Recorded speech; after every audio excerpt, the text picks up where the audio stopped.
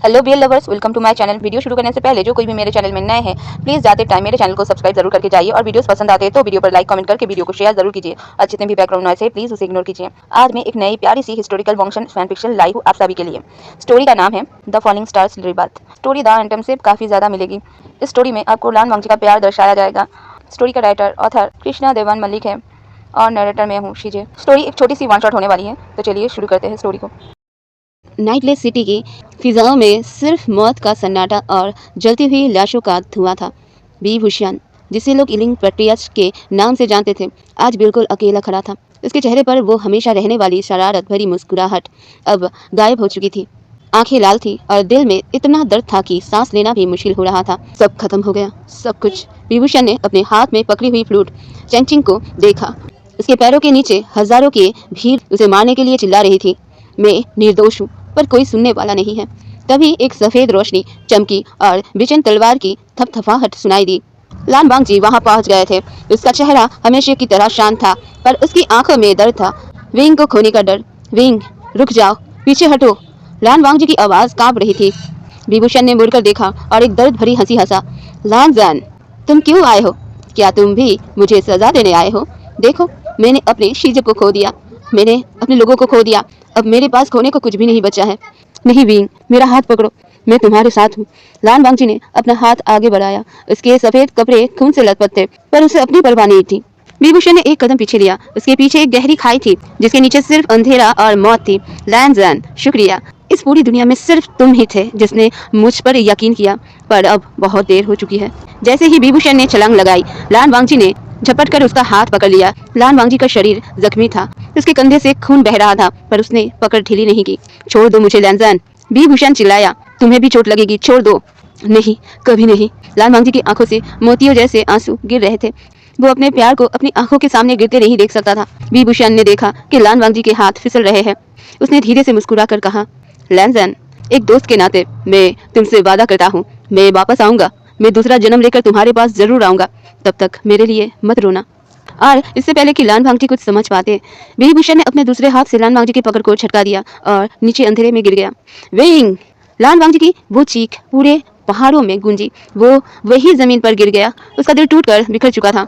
अगली सुबह जब सूरज निकला, तब भी लान वांगजी वहीं पर ही खड़ा था जहां से विंग गिरा था। उसने किसी की बात नहीं सुनी, ना ही अपने बड़े भाई लान शीचन की। वो सीधा उस गहरी खाई में उतर गया। पहाड़ का निचला हिस्सा कांटों और पत्थरों से भरा था। लान वांगजी ने अपने हाथों से पत्थर हटाए। उसके नाखूनों से खून निकलने लगा। उसके पैर जख्मी हो गए, पर वो रुका नहीं। विंग, तुमने वादा किया था, कहा हो तुम। वो हर झाड़ी में उसे ढूंढने लगा। 3 दिन 3 रातें बीत गई। आखिरकार एक गहरी नदी के किनारे उसे विंग की लाश मिली। वो चेहरा जो हमेशा बातों से भरा रहता था, अब बिल्कुल खामोश था। उसका शरीर ठंडा पड़ चुका था। लान वांगजी ने उसे अपने बाहों में उठाया और जोर से रोने लगा। उसका रोना इतना दर्दनाक था कि वहाँ के परिंदे भी खामोश हो गए। लान वांगजी ने वही एक चिता बनाई। जब राख हवाओं में उड़ी तो लान वांगजी को लगा कि उसकी आत्मा भी उसके साथ चली गई है। गोसु लैंड वापस लौटने के बाद लान वांगजी वो इंसान नहीं रहा जो वो पहले था। वो घंटों तक जिंगशी में बैठकर विंग के कपड़ों को सीने से लगाए रहता था। लोग उन्हें देखकर डर जाते थे। उनकी आंखें हमेशा सूजी रहती थी। कभी कभी वो अचानक खड़े होते और बाहर भागने लगते। विंग, वो देखो, विंग वहाँ है। वो चिल्लाते हुए गोसु के नीचे वाले पहाड़ पर भागता।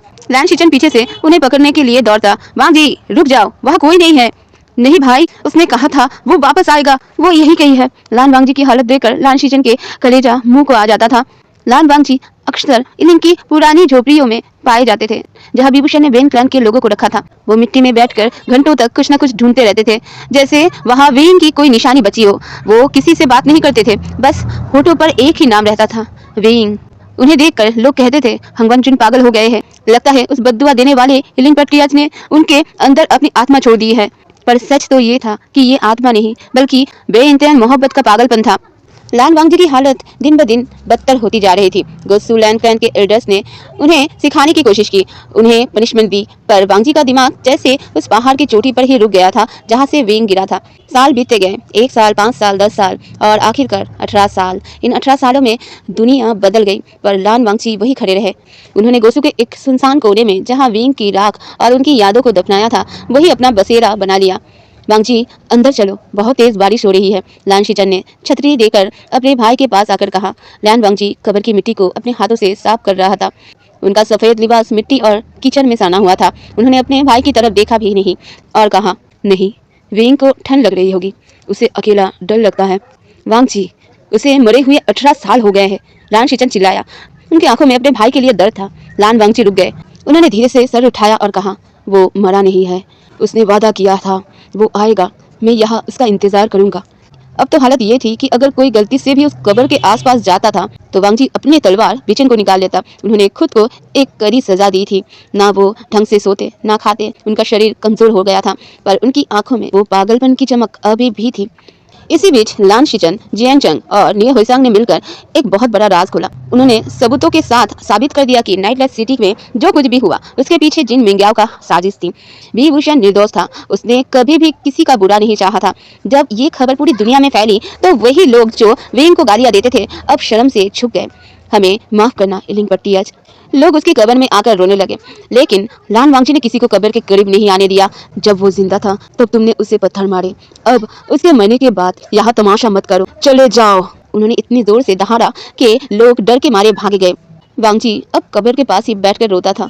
विंग, देखो, तुम निर्दोष साबित हो गए। सब कह रहे हैं तुम अच्छे थे, अब तो वापस आ जाओ, अब तो डरने की कोई बात नहीं है। पर वहाँ सिर्फ हवाओं की सरसराहट थी। दूसरी तरफ लान शीजुई और वेनिंग एक दूर दराज गांव में फेयर क्रॉप से लड़ने गए। वो गांव पूरी तरह तबाह हो चुकी थी, हर तरफ आग लगी थी। तभी उन्हें एक टूटे हुए घर के बाहर रोने की आवाज आई। जब वो वहां पहुंचे तो उन्होंने देखा कि 18 साल का लड़का अपनी दादी की लाश को पकड़ के बैठा है। दादी, आंखें खोलो, देखो मैं खाना लाया हूँ, लड़का रोते हुए बोल रहा था, पर उसकी दादी की सांस थम चुकी थी। वेनिंग ने जैसे ही उस लड़के का चेहरा देखा उसके पैर जम गए और वेनिंग के मुंह से बस एक ही नाम निकला, मास्टर बे। लड़का बिल्कुल बी भूषण जैसा दिखता था। वही शरारत भरी आंखें जो अब आंसुओं से भरी थी, वही पतला चेहरा, वही मासूमियत। शिजोई आगे बढ़ा और कहा, तुम कौन हो? तुम्हारा परिवार कहाँ है? लड़के ने घबरा कर देखा। मेरा कोई नहीं है, सिर्फ दादी थी। मेरा नाम वेजान है। हम बहुत गरीब है, हमारा गांव खत्म हो गया है, अब हम कहाँ जाएंगे? वेनिंग ने शिजोई को इशारा किया। शिजोई, ये कोई इत्तेफाक नहीं हो सकता, इसका नाम, इसका चेहरा, ये वही है।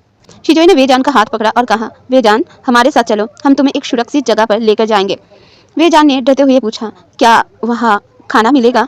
क्या वहाँ मैं सेफ तो रहूंगा ना? शिजोई ने वादा किया, नहीं, वहाँ तुम्हें कोई दुख नहीं पहुंचाएगा, वहाँ तुम सेफ रहोगे। वेनिंग नहीं चाहता था कि रास्ते में कोई हंगामा हो, क्योंकि वेजान बिल्कुल बी भूषण के जैसे दिखता था।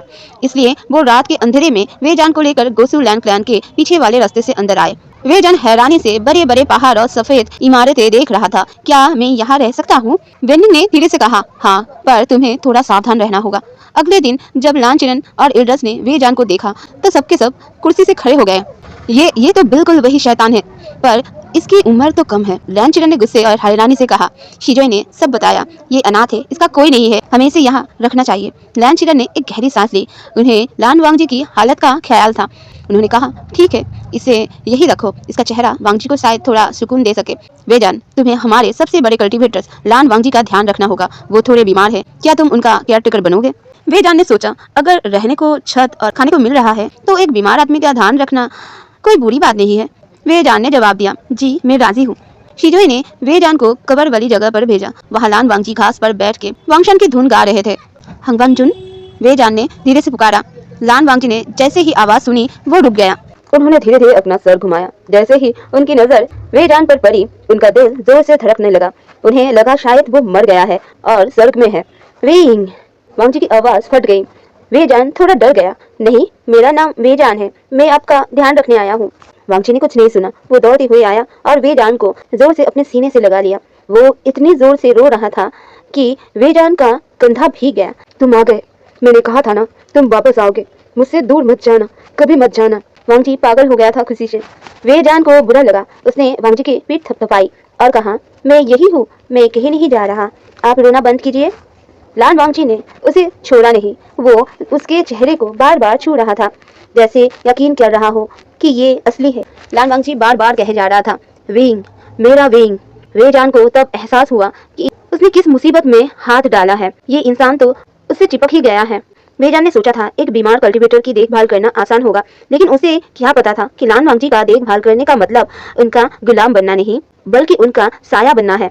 लान वांगची ने वेजान को एक पल के लिए भी अपनी नजरों से दूर होने नहीं दिया। अब दूसरे सीन में हंगवनचुन, प्लीज मुझे नहाने तो दीजिए, वेजान ने झंझला कर कहा। वेजान जिंगसी के अंदर खड़ा था और बाहर जाने की कोशिश कर रहा था, लेकिन लान वांगची दरवाजे पर पहरेदार की तरह खड़ा था। उनकी आंखें लाल थी और वो बार बार वेजान को कपड़ों को पकड़ लेता था। लान वांगची ने बड़ी मासूमियत पर जिद के साथ कहा, नहीं, बाहर खतरा है, लोग तुम्हें मार देंगे। उनका दिमाग अभी भी 18 साल पुराने उस मंजर में अटका था जहाँ पूरी दुनिया विंग की दुश्मन थी। वेजान ने समझाने की कोशिश की और कहा, कोई मुझे नहीं मारेगा, मैं तो सिर्फ एक गरीब लड़का हूँ, लेकिन वांगची नहीं माना। जब वेजान नहाने गया तो वांगजी गसूल खाने के दरवाजे के ठीक बाहर जमीन पर बैठ गया। वेजान अंदर पानी डाल रहा था और बाहर से उसे वांगजी की सांस लेने की आवाज भी आ रही थी। वेजान को इतनी शर्म आ रही थी कि उसका चेहरा टमाटर जैसा लाल हो गया था। वेजान ने बिड़बिड़ाते हुए कहा, ये कैसे पागल हैं, नहाने के वक्त भी पीछा नहीं छोड़ रहे। जब वो बाहर आया, वांगजी तुरंत खड़ा हो गया और एक नरम तौलिया लाकर वेजान के बाल सुखाने लगे। उनके हाथ इतने नरम थे कि वेजान का गुस्सा थोड़ा ठंडा हो गया। वांगजी ने उसे अपने हाथों से खाना खिलाया, गसू का कड़वा खाना नहीं, बल्कि वो तीखा खाना जो वो छुपकर किचन में बनाकर लाया था। खाओ विंग, तुम्हें मिर्च पसंद है ना? वांगजी ने मुस्कुराते हुए पूछा। उसकी मुस्कुराहट में इतना दर्द था कि वेजान मना नहीं कर पाया। एक दिन गुस्सू में युनमेंग जियांग क्लैन के लीडर जियांग चैंग की एंट्री हुई। वो अपने भांजे जिंग लिंग से मिलने आए थे, पर जैसे ही उनकी नजर गार्डन में वेजान पर पड़ी, उनके हाथों में पकड़ी हुई जिडियन करकराने लगी। वी भूशियान, जियांग चैंग की आवाज पूरे आंगन में गूंजी। उसका चेहरा गुस्से और दुख से भर गया। तुम जिंदा हो? वेजान डर के मारे पीछे हट गया और कहने लगा, नहीं, मैं वेजान हूँ, मुझे छोड़ दीजिए। लान वांगजी तुरंत वेजान के आगे ढाल बनकर खड़े हो गए। उन्होंने अपनी तलवार विचन को निकाली। इससे दूर रहो जियांग चैंग, तुमने इससे पहले भी चोट पहुंचाई है, अब मैं ऐसा नहीं होने दूंगा। दोनों के बीच तलवारें निकल आई। जियांग चैंग ने चिल्लाकर कहा, लान वांगजी, तुम पागल हो गए हो, ये कोई नया लड़का है, मेरा भाई नहीं है। वांगजी ने गरजाते हुए कहा, ये मेरा विंग है। तभी जियांग चैंग ने एक पुरानी धूल से भरी हुई तलवार निकाली। ये सुबियान थी, बीभूषण की असली तलवार, जो उसके मरने के बाद से सील हो गई थी। उसे दुनिया का कोई भी शख्स नहीं खोल पाया था। जियांग चैंग ने तलवार विंग की तरफ फेंकी और कहा, अगर ये विभूषण है तो ये तलवार खुल जाएगी। वेजान ने डरते डरते तलवार को हवा में पकड़ा। जैसे ही उसकी उंगलियां हैंडल पर पड़ी, एक सुनहरी रोशनी चमकी। 18 साल के बाद तलवार एक झटके में बाहर निकल गई। सब सन्न रह गए। लैन चिरन, एल्डर्स और डिसिपल्स की आंखें फटी की फटी रह गई। ये तो वही है। जियांग चैंग की आंखों से आंसू गिरने लगे। मेरा भाई वापस आ गया है। लान वांगजी ने जब ये देखा तो उन्हें खुशी से ज्यादा डर लगा। उन्हें लगा कि अब जियांग चैंग वेजान को लेकर अपने क्लैन युनमेंग चला जाएगा और वो फिर से अकेला रह जाएगा। नहीं, विंग नहीं जाएगा। वांगजी ने वेजान को गोद में उठाया और दौड़ते हुए जिंगसी में घुस गया और अंदर से कुंडी मारी। रात को वांगजी बहुत बेचैन थे। वो बार बार वेजान को देख रहे थे। विंग, क्या तुम मुझसे प्यार करते हो? क्या मुझे छोड़कर युमवंग चले जाओगे? वेजान चुप रहा। उसे समझ नहीं आ रहा था कि क्या कहे। उसे वांगजी से डर लग रहा था। उसकी खामोशी ने वांगजी को और पागल कर दिया। बोलो, तुम मेरे हो ना, सिर्फ मेरे? डर और जुनून में लान वांगजी ने होश खो दिया। उन्होंने वेजान को बिस्तर पर धक्का दिया। वेजान ने उन्हें हटाने की कोशिश की। हंगवनचुन, रुकिए, ये गलत है, मैं वेजान हूँ। लेकिन वांगजी ने कुछ नहीं सुना। उसके दिमाग में सिर्फ ये था कि अगर वो वेजान को आज अपना बना लेगा तो वो उन्हें छोड़कर कभी नहीं जा पाएगा। उस रात वांगजी ने वेजान के साथ फोर्सली इंटीमेसी किया। वेजान रोने लगा। उसके शरीर दर्द से टूट रहा था, पर एक महाकल्टिवेटर की ताकत के आगे वो एक साधारण लड़का कुछ नहीं कर पाया। भोर होने से पहले जब वांगजी गहरी नींद में था, वेजान उठा। उसका दिल और उसका शरीर दोनों ही टूट चुका था। उसने जिसे अपना सहारा माना था, उसी ने उसके साथ इतना गलत किया। वेजान ने रोते हुए अपने कपड़े ठीक किए और खिड़की से कूदकर गुस्से से भाग गया। वो सीधा युमवंग गया। जियांग चैंग के पैरों में गिर गया। सेक्ट लीडर जियांग, मुझे बचाइए। हंगवनचुन ने, उन्होंने मेरे साथ। वेजान सिसकने लगा। जियांग चैंग का गुस्सा आसमान पर पहुंच गया। उसने तुरंत गोसू को खत लिखा और पूरे कल्टीवेशन वर्ल्ड को लान वांगजी की असलियत बता दी। गोसू में जब लैन चिरन को ये पता चला तो उन्होंने लान वांगजी को कड़ी सजा सुनाई। वांगजी को 33 लेसेस मारा गया। उनका पेट खून से भर गया, पर उन्होंने एक उफ तक नहीं की। वो वही जमीन पर गिर पड़ा, पर उनकी आंखों में अब होश आ चुका था। उन्हें एहसास हो गया था कि उन्होंने अपने प्यार को बचाने के चक्कर में उसे हमेशा के लिए खो दिया है। उस रात वांगजी चुपचाप गुस्से से निकल गए, बिना किसी तलवार, बिना किसी रोप के, और अपने फोरहेड रिबन को भी वही जिंगसी में छोड़कर गए। वेजान अब जियान क्लैन में लोटस पेयर के शांत माहौल में रह रहा था। जियांग चैंग ने उसे हर सुख सुविधा दिया था। सब उसे यंग मास्टर वे कहकर पुकारते थे। लेकिन वेजान के दिल में एक अजीब सा खालीपन था। उसे गोसु की ठंडी हवाएं और लान वांगजी की वो दर्द भरी आंखें याद आती थीं। भले ही उन्होंने उसके साथ गलत किया था, पर उनका वो पागलपन वाला प्यार वेजान भूल नहीं पा रहा था। एक दिन जियांग चैंग ने देखा कि वेजान गुमसुम बैठा था। वेइंग, चलो आज मोकलैंग के गांव में एक बड़ा मेला लगा है, तुम वहाँ थोड़ा घूम लो, तुम्हारा मन बहल जाएगा, जियांग चैंग ने नरम आवाज में कहा। वेइंग के पिछली जिंदगी में जियांग चैंग बहुत कठोर था उसके साथ, लेकिन इस बार जियांग चैंग वो गलती दोबारा दोहराना नहीं चाहता था। इसलिए जियांग चैंग बहुत ही नरमी से वेइंग के साथ बात करता था। वेजान ने हाँ कह दिया और वो जियांग क्लैन के कुछ डिसिबल्स के साथ मेले में पहुंचे। हर तरफ रंग बिरंगे दिए, खिलौने और खाने पीने की दुकानें थी। वेजान घूम रहा था, पर उसे हर बार ऐसा लग रहा था जैसे कोई उस पर नजर रख रहा है। कोई है। वेजान ने मुड़कर देखा। भीड़ बहुत थी, उसे कुछ दिखाई नहीं दिया, लेकिन जब वो एक दुकान पर रुका तो उसने नोटिस किया कि थोड़ी दूर एक भिखारी खड़ा है। उसके कपड़े फटे हुए हैं, चेहरे पर धूल थी और बाल ऐसे बिखरे थे जैसे महीनों से तेल ना लगाया हो। जैसे ही वेजान ने उसकी तरफ देखा, वो भिखारी तुरंत एक खंभे के पीछे छुप गया। वेजान को बड़ा अजीब लगा, ये कैसे भिखारी है जो मुझसे डर रहा है। वेजान ने फैसला किया कि वो इसका पीछा करेगा। वो भीड़ से निकलकर एक सुनसान गली में गया। उसने देखा कि वो भिखारी अभी भी थोड़ी दूर बनाए हुए उसके पीछे पीछे चल रहा है। वेजान ने एक जगह रुककर अपना खाना जो उसने मेले से खरीदा था आगे बढ़ा दिया। सुनो, तुम भूखे लगते हो, ये खाना खाओगे? भिखारी चौंक गया। उसने धीरे धीरे अपना सर उठाया। उसने गंदे कपड़े अपने चेहरे से हटाया। वेजान ने जैसे ही उनकी आंखों में देखी, उसके हाथ से खाने की थाली गिर गई। वो आंखें, वो गहरी और दर्द भरी आंखें जो सिर्फ एक इंसान की ही हो सकती थी। हंग वन जुन, वेजान ने हैरियत से चिल्लाया। वो भिखारी और कोई नहीं, लान वांगजी था। उनका वो राजसीत लिबास, वो गर्व सब मिट्टी में मिल चुका था। वो वहां से बिना कुछ बोले भागने लगे। वेजान ने उन्हें पकड़ने की कोशिश की, पर वो भीड़ में गायब हो गए। वेजान उस रात अपने होटल के कमरे में चैन से सो नहीं पाया। उसने खिड़की से नीचे देखा तो वही भिखारी होटल के सामने एक पेड़ के नीचे बैठा था। बारिश में भीग रहा था, पर उसकी नजरें सिर्फ वेजान की खिड़की पर थी। ये पागलपन नहीं तो क्या है? वेजान की आंखों में आंसू आ गए। इतने बड़े कल्टीवेटर होकर रास्ते पर भिखारी बन गए सिर्फ इसलिए ताकि मेरा पीछा कर सके। अगली सुबह जब वेजान जियांग कैन वापस जाने के लिए निकला, लान वांगजी फिर से पीछे पीछे चलने लगा। तभी जियांग चैंग वहां पहुंच गया। उसने देखा कि कोई गंदा भिखारी उसके भाई का पीछा कर रहा है। ये घटिया इंसान, तेरी हिम्मत कैसे हुई हमारे पीछे आने की? जियांग चैंग ने गुस्से में चिल्लाया। वेजान ने रोकने की कोशिश की। नहीं सिख लीडर, रुकिए। लेकिन जियांग चैंग ने अपनी जिदियां निकाली और जोर से एक फटकार उस भिखारी को मारी। बिजली जैसे बिजली की मार से वांगजी दूर जा गिरा। उनके मुंह से खून निकलने लगा। जियांग चैंग ने उन्हें पहचाना नहीं था, क्योंकि वांगजी का हाल बहुत ही बुरा था। जियांग चैंग दोबारा मारने ही वाला था। भिखारी बेहोश होने से पहले धीरे से एक नाम लिया, वेइंग। सन्नाटा छा गया। जियांग चैंग रुक गया। उसने भिखारी के चेहरे से मिट्टी साफ की। लान वांगजी, ये तुम हो? वेजान जोर जोर से रोने लगा और वांगजी के पास गिर गया। आपने ये क्या हाल बना लिया है? क्यों किया ऐसा? लान वांगजी को बेहोशी की हालत में लोटस पेयर लाया गया। वहां जब लान क्लैन के लोग आए तो उन्होंने वेजान को पूरी बात बताई। वेजान, जिस तरह उन्होंने तुम्हारे साथ गलत किया था, उसी वक्त उनका वो 18 साल पुराना पागलपन वाला डर खत्म हो गया था। जब वो होश में आए और उन्हें पता चला कि तुम चले गए हो, तो वो खुद को माफ नहीं कर पाए। उन्होंने गोसू से निकलकर रास्ते पर रहना चुना, ताकि वो वैसे ही दुख झेल सके जैसे तुमने झेला था। वेजान को अब एहसास हुआ, लान वांगजी ने जो किया वो प्यार में खोने के डर से किया था, और अब वो जो कर रहे हैं वो सच्चे पछतावे के लिए कर रहे हैं। जब वांगजी को होश आया, उन्होंने देखा वेजान उनका हाथ पकड़ के बैठा है। मुझे छुओ मत, वेइंग, मैं गंदा हूँ। वांगजी ने धीरे से अपना हाथ खींच लिया। मैं तुम्हें सिर्फ दर्द देता हूँ। मैं तुम्हारे पीछे घूम रहा था ताकि बस तुम्हें दूर से देख सकूं, और अगर कोई दुश्मन आए तो तुम्हें बचा सकूं। वेजान ने उनका हाथ फिर से जोर से पकड़ लिया। बस कीजिए हंग वन जुन। वेजान ने उन्हें माफ कर दिया था, लेकिन वांगजी ने कहा, नहीं, मैं तुम्हारे काबिल नहीं हूँ। लान वांगजी लोटस पेयर से वापस गोसू चले गए, लेकिन उनका दिल वही रह गया। उन्होंने गोसू पहुंचते ही खुद को अपने पुराने घर जिंगसी में कैद कर लिया। उन्होंने बड़े भाई लान शीचन से साफ कह दिया, भाई, मैंने अपने प्यार को दुख दिया, अब मेरी डेड बॉडी ही इस कमरे से बाहर आएगी। 1 साल बीत गए। लान वांगजी ने जिंगसी का दरवाजा एक बार भी नहीं खोला। वो ना किसी से बात करते, ना खाते, बस दिन रात मिट्टी पर बैठकर ध्यान लगाते। इधर जियांग क्लैन में वेजान का बुरा हाल था। उसने कोशिश की कि वो वांगजी को भूल जाए, पर कैसे? जिसने 18 साल तक मौत से लड़कर उसका इंतजार किया, जिसने उसके लिए भिखारी बनना कबूल किया, उससे दूर रहना वेजान के लिए नामुमकिन सा था। सिख लीडर जियांग, मैं अब और नहीं रुक सकता, मुझे उनके पास जाना ही होगा। वेजान ने एक दिन सुवियान तलवार उठाई और निकल पड़ा। गोसू पहुंचकर वेजान ने जिंगसी का दरवाजा खटखटाया। लान जैन, दरवाजा खोलो, देखो मैं आया हूँ। अंदर से कोई जवाब नहीं आया। लान वांगजी ने अपने कान में रुई डाल रखी थी ताकि वो वेइंग की आवाज सुनकर कमजोर न पड़ जाए। उन्हें लगता था कि वो विंग के लिए एक अभिशाप है।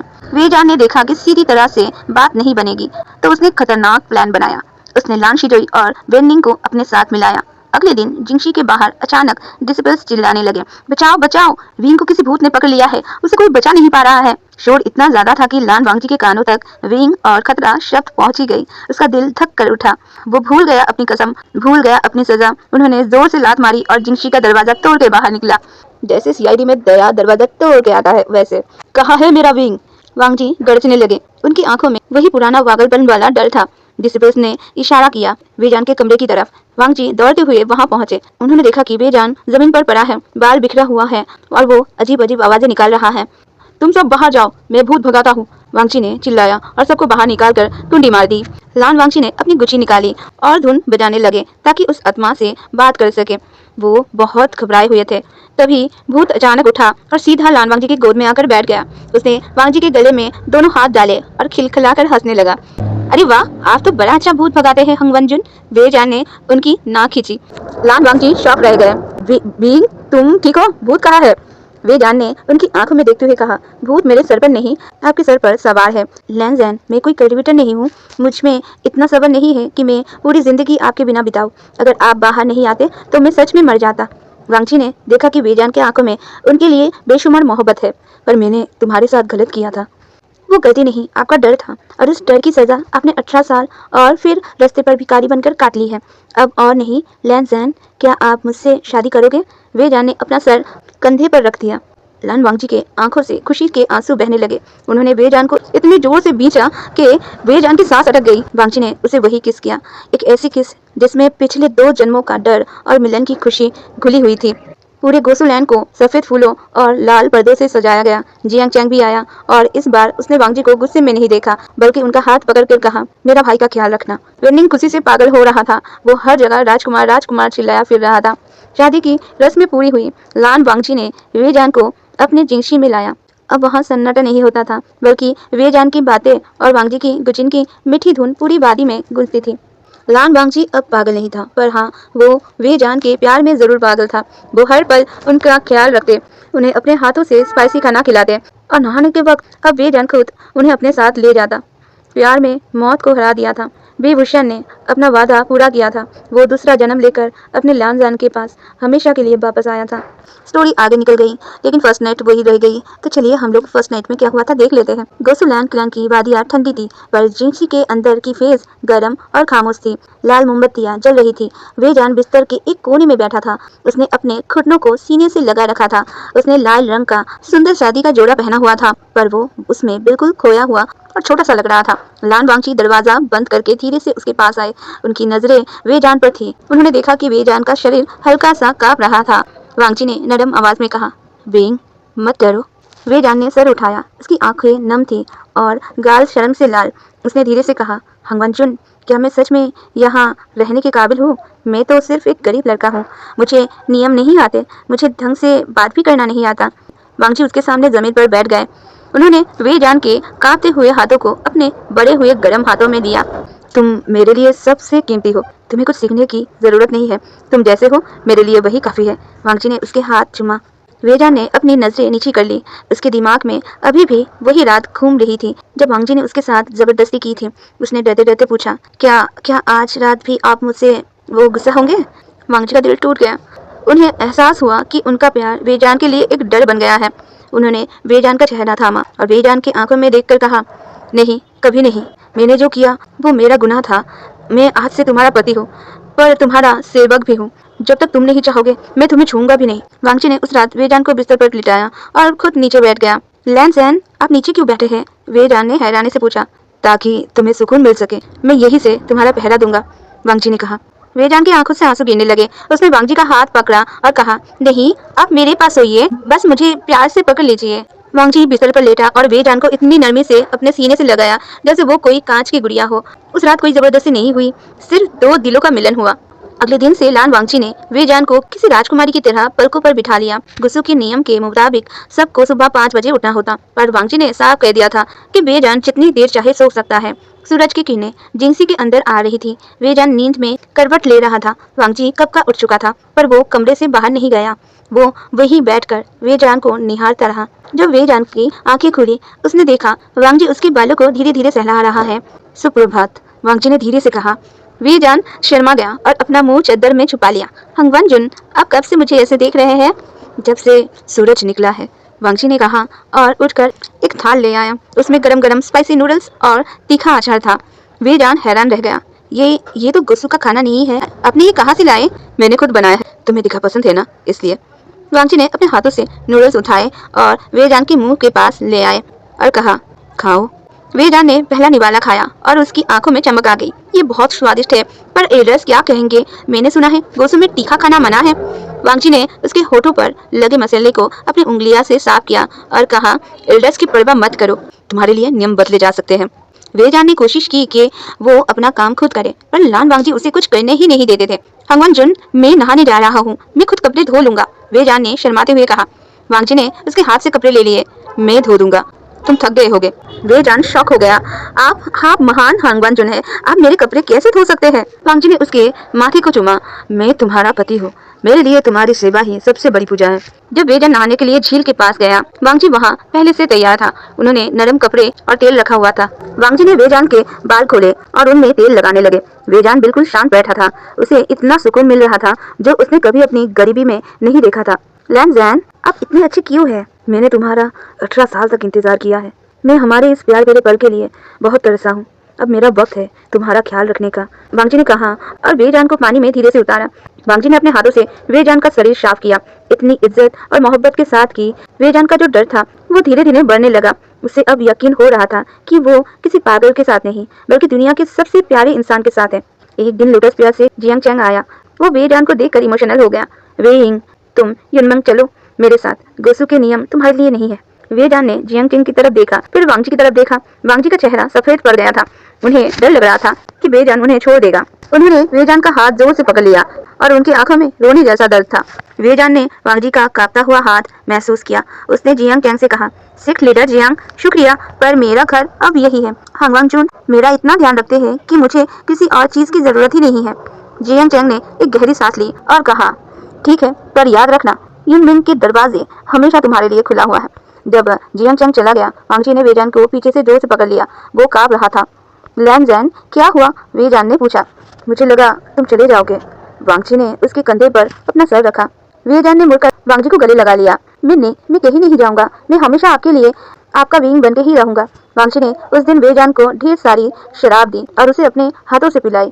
वेजान थोड़े नशे में था और वांगजी के सीने पर सर रख कर सो गया। वांगजी पूरी रात उसे निहारने लगा, ये सोचते हुए कि वो कितना खुशकिस्मत है। गोसू की ठंड हमेशा से सख्त रही है, लेकिन उस रात बर्फबारी कुछ ज्यादा ही तेज थी। वेजान, जो बचपन से ही कमजोर रहा था और जिसने गरीबी में ठीक से खाना पीना भी नहीं किया था, उसकी तबीयत अचानक बिगड़ने लगी। रात के 2 बज रहे थे। जिंगसी में खामोशी थी, लेकिन लान वांगजी की नींद अचानक खुल गई। उन्होंने महसूस किया कि उनके बाजू में लेटा हुआ वेजान तेजी से कांप रहा है। वांगजी ने घबराकर वेजान के माथे पर हाथ रखा और उनका दिल बैठ गया। वेजान का शरीर आग की तरह जल रहा था। तेज बुखार की वजह से वो नींद में करा रहा था और धीरे धीरे अपनी दादी का नाम ले रहा था। विंग, विंग, आंखें खोलो, वांगजी ने कांपती आवाज में कहा। वेजान ने हल्की सी आंख खोली, पर उसकी नजरें धुंधली थी। लैन जैन, मुझे बहुत ठंड लग रही है, दादी कहाँ है? वांगजी ने तुरंत उसे और भी जोर से अपने सीने से लगा लिया ताकि उनकी गर्मी वेजान तक पहुंच सके। उन्होंने जल्दी से स्पिरिचुअल एनर्जी वेजान के शरीर में भेजना शुरू किया, लेकिन बुखार कम होने का नाम ही नहीं ले रहा था। वांगजी ने तुरंत लान शिजोई को बुलाया और वेदराज को बुलवाने का इंतजाम किया। डॉक्टर ने बताया कि वेजान का शरीर पुरानी गरीबी और कमजोरी की वजह से ये ठंड बर्दाश्त नहीं कर पा रहा है। इन्हें होश में रखना होगा और इनका शरीर गर्म रखना होगा, डॉक्टर ने कहा। डॉक्टर के जाने के बाद वांगजी ने किसी भी डिसिपल्स को कमरे में रुकने नहीं दिया। उन्होंने खुद गर्म पानी लाया और नरम कपड़े से वेजान का शरीर पोंछने लगा। वेजान बुखार की तपिश में बार बार वांगजी का हाथ झटक देता, पर वांगजी बड़ी सब्र और मोहब्बत से उसका हाथ थामे रखता। मैं यही हूँ, मैं तुम्हें कुछ नहीं होने दूंगा। वांगजी ने उसके हाथों को चूमा। उन्होंने पूरी रात वेजान के लिए धुन बजाई ताकि उसकी आत्मा को सुकून मिले। जब वेजान को नींद में डर लगता तो वांगजी उसे अपनी गोद में उठा लेता और कमरे में धीरे धीरे घूमने लगता, जैसे किसी छोटे बच्चे को सुला रहा हो। सुबह तक बुखार थोड़ा कम हुआ, पर वेजान बहुत कमजोर हो गया था। जब वो होश में आया, उसने देखा वांगजी की आंखें लाल है और वो अभी भी उसके पास बैठकर उसका प्यार दबा रहा है। हंगवान जुन, अब सोए नहीं? वेजान ने कमजोर आवाज में पूछा। वांगजी ने फौरन उसके माथे पर हाथ रखा। अब कैसा लग रहा है? दर्द हो रहा है क्या कहीं? वेजान ने धीरे से सर हिलाया। नहीं, पर मुझे भूख लगी है। वांगजी ने तुरंत एक गर्म कटोरी निकाली। उन्होंने पूरी रात जगने के बाद भी वें के लिए काढ़ा और हल्का सा दलिया बनाया था। उन्होंने एक एक चम्मच फूंक फूंक कर वेजान को पिलाया। वेजान की आंखों में आंसू आ गए। आप मेरे लिए इतना क्यों करते हैं? मैं तो सिर्फ आप पर एक बोझ हूँ। वांगजी ने कटोरी साइड में रखी और वेजान का चेहरा अपने हाथों में लिया। तुम बोझ नहीं हो, तुम मेरी दुनिया हो। अगर तुम्हें एक खरोच भी आती है तो मेरा दम घुटने लगता है। आज के बाद कभी मत कहना कि तुम बोझ हो। वांगजी ने उस दिन वेजान को बिस्तर से उतरने तक नहीं दिया। यहाँ तक कि वेजान को मुख धोना था, वांगजी ने खुद पानी लाया और उसके चेहरे को नरम तौलिए से साफ किया। उन्होंने उसके उलझे हुए बालों को सुलझाया और उसमें अपना सबसे कीमती जेट हेयरपिन लगाया। शाम को वेजान थोड़ा बेहतर महसूस कर रहा था। वो वांगजी के कंधे पर सर रख कर बैठा था और बाहर गिरती हुई बर्फ देख रहा था। वेजान ने डरते हुए पूछा, लैंजन, क्या आप हमेशा मुझसे इतना ही प्यार करेंगे, तब भी जब मैं बुढ़ा हो जाऊंगा या जब लोग मुझे बुरा कहेंगे? वांगजी ने उसकी कमर में हाथ डाला और उसे अपने और करीब कर लिया। 18 साल का इंतजार कम था क्या ये बताने के लिए? तुम चाहे किसी भी रूप में रहो, मौत के बाद भी मेरा इश्क सिर्फ तुम्हारे लिए रहेगा। वेजान ने शर्माकर वांगजी के सीने में अपना चेहरा छुपा लिया। उसे अब यकीन हो गया था कि उसका गुजरा हुआ कल चाहे कितना भी अंधेरे में हो, उसका आने वाला हर दिन वांगजी की मोहब्बत की रोशनी में चमकेगा। वेजान की तबीयत अब पहले से बेहतर थी, लेकिन उसके मन में एक नया तूफान उठ रहा था। जब से वो गोसू आया था, उसे अजीबोगरीब सपने आने लगे थे। वो सपने किसी गरीब लड़के का नहीं, बल्कि एक महान और निडर कल्टीवेटर के थे, जिसके हाथ में एक काली फ्रूट थी और जो लाशों से लड़ रहे थे। एक रात जिंसी में गहरी खामोशी थी। लान वांगजी गहरी नींद में थे, पर उनका एक हाथ हमेशा की तरह वेजान के हाथ को थामे हुए थे। अचानक वेजान नींद में तड़पने लगा। उसका चेहरा पसीने से तरबतर हो गया। सपने में उसने देखा चारों तरफ आग लगी है, लोग चिल्ला रहे हैं और वो खुद एक ऊंची पहाड़ी से नीचे गिर रहा है। नहीं, लांजान! वेजान एक जोर की चीख के साथ उठकर बैठ गया। उसकी सांसें फूल रही थी और वो बुरी तरह कांप रहा था। वांगजी झटके से उठा और वेजान को दोनों हाथों से पकड़ लिया। विंग, विंग, क्या हुआ? मैं यहाँ हूँ, मैं यहाँ हूँ। वेजान ने वांगजी को देखा, पर वो शांत नहीं हो पा रहा था। उसकी आंखों में अभी भी वो दहशत थी। वो वांगजी से लिपट गया और उनके सीने में मुंह छुपाकर रोने लगा। लैंजान, वो कहाँ है? वो काली फ्रूट वाला आदमी, वो गिर गया, मैंने देखा, खून था हर तरफ। वांगजी समझ गया कि वेजान को उसकी पुरानी जिंदगी के टुकड़े दिखाई दे रहे हैं। उन्होंने बड़े प्यार से उसकी पीठ सहलाई और उसके बालों को चूमा। शांत हो जाओ, वो सिर्फ एक बुरा सपना था, तुम सुरक्षित हो। वांगजी ने नरम आवाज में कहा। क्या मैं सच में विंग हूँ? वेजान ने रोते हुए पूछा। लैंजन, क्या वो मैं ही था? क्या मैं वही बुरा आदमी था जिसे सब मार देना चाहते थे? क्या मैं एक शैतान था? वांगजी ने वेजान का चेहरा अपने हाथों में लिया और उसकी आंखों में देखा। नहीं, तुम कभी बुरे नहीं थे। तुमने हमेशा उनकी मदद की जिनका कोई नहीं था। दुनिया ने तुम्हें गलत समझा, पर मेरे लिए तुम हमेशा वही मासूम इंसान रहे हो। वेजान की हिचकियां बंद नहीं हो रही थी। मुझे डर लग रहा है, अगर मुझे सब याद आ गया तो क्या आप मुझसे नफरत करेंगे? क्या मैं फिर से वही दर्द झेलूंगा?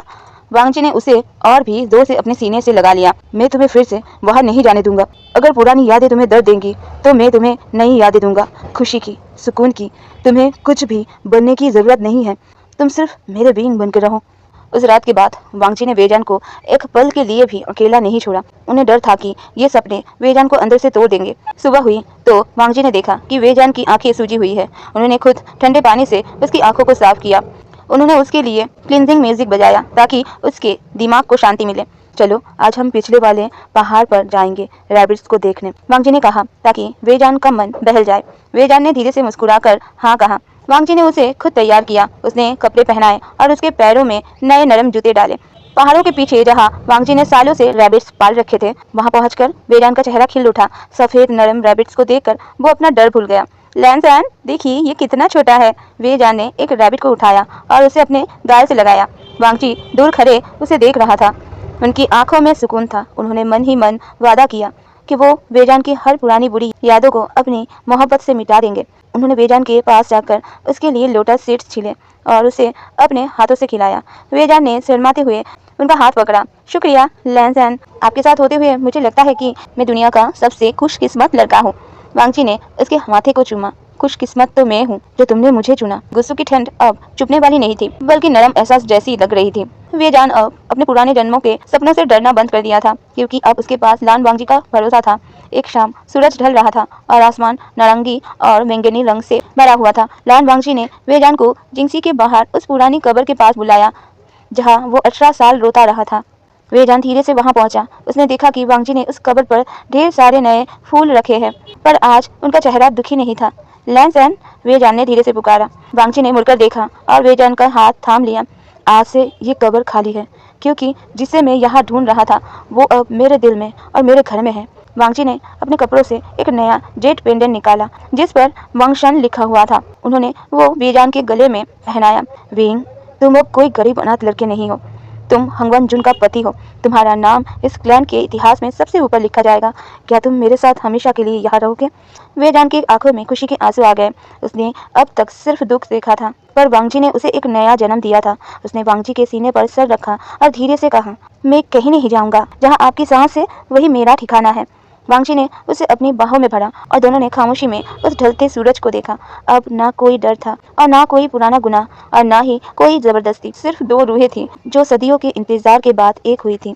चलिए, ये प्यारी सी वांगशन लव स्टोरी यहीं पर खत्म होती है। कमेंट करके जरूर बताइएगा स्टोरी आपको कैसी लगी। चलती हूँ, बाय बाय।